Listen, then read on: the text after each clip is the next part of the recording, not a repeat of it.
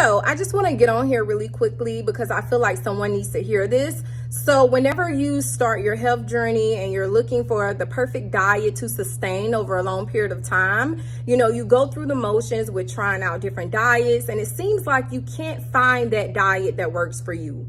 Let me just say this. It's not the diet, okay? It's you looking for something easy, and you have to know the difference between the two. So the next time you choose a diet or choose to try something out, whether it's like detoxing or just, going into a new lifestyle, ask yourself, do I not like this diet because it isn't easy and I have to put in a little bit more effort, or is it causing me health problems? Because if it's not causing you any health problems and it's actually resolving them, it's not the diet. It's you, going through the motions of thinking that there's something out there that's easier.